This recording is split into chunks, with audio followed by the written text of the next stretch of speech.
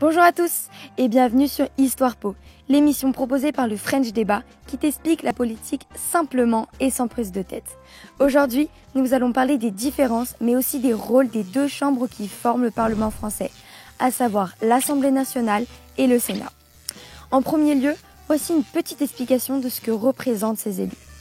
Du côté de l'Assemblée nationale, les 577 députés représentent les 577 circonscriptions dans lesquelles ils sont élus.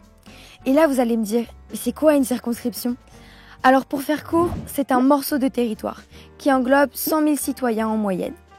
Pour le Sénat, on compte 348 sénateurs au total, et ces derniers sont répartis dans les départements qui correspondent à la limite de leur circonscription. De ce fait, le nombre de sénateurs dépend du nombre de personnes qui habitent dans le département en question. Sachant qu'il ne faut pas oublier les 12 sénateurs qui représentent les Français établis hors de France. Aussi, les parlementaires siégeant dans leurs institutions respectives représentent le parti et ou l'orientation politique de leur choix. Cependant, ils ne sont pas répartis par parti politique, mais par groupe parlementaire.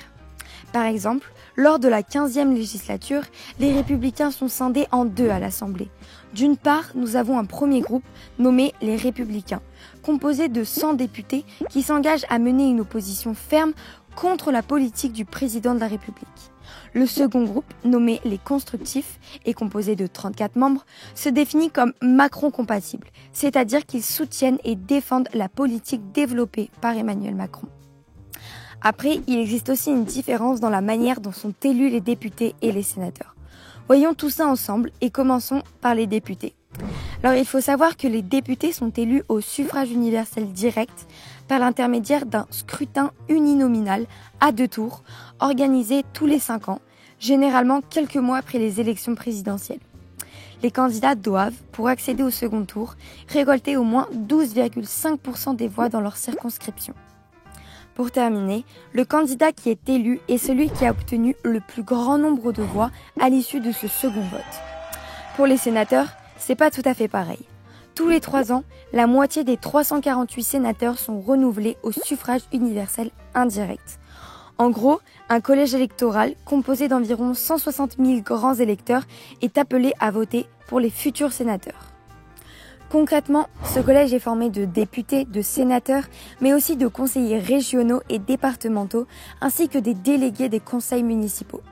Ces derniers ont ainsi le choix entre les candidats qui correspondent à leur circonscription ou département. Aussi, pour se porter candidat aux élections sénatoriales, il faut avoir l'âge minimum de 24 ans. Maintenant que vous y voyez un peu plus clair sur qui sont les députés et les sénateurs, parlons un petit peu des pouvoirs et des limites des parlementaires.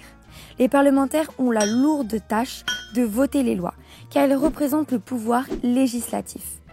Sachez que chaque semaine sont débattus au Parlement des projets de loi, textes écrits par le gouvernement, ou des propositions de loi, textes écrits par des députés ou des sénateurs.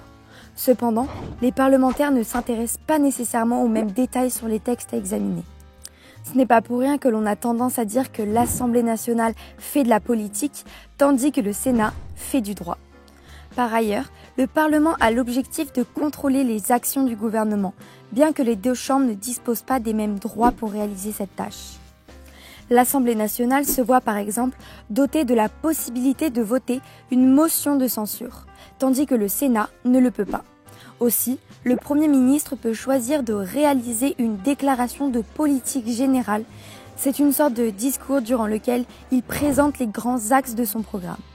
Il est tout de même important de noter que le Sénat ne peut être dissous par le président, à l'inverse de l'Assemblée nationale. Par exemple, le président Chirac l'avait dissoute en 1997 ou encore De Gaulle qui l'a dissoute 2 fois, une première fois en octobre 1962 et une seconde fois en mai 1968. Maintenant que vous comprenez mieux les rôles de ces deux chambres ainsi que les rouages de ces dernières, il est nécessaire de connaître où siègent ces élus. Tout d'abord, les députés siègent à l'Assemblée nationale, qui elle-même se situe au Palais Bourbon, lui-même situé sur le quai d'Orsay. C'est à cet endroit même que l'on retrouve les bureaux des parlementaires, ainsi que le fameux hémicycle où a lieu les différents débats. Pour les sénateurs, c'est très simple. Ils siègent dans le Palais du Luxembourg, situé dans le 6e arrondissement de Paris. Allez, pour conclure, on vous laisse sur une petite anecdote. Le saviez-vous ? Les parlementaires sont placés dans les hémicycles en fonction de leurs orientations politiques. Pour faire simple, les élus de droite sont à droite et ceux de gauche à gauche. Pratique, non ? Si vous avez aimé, n'hésitez pas à partager et à parler de l'émission autour de vous. À bientôt!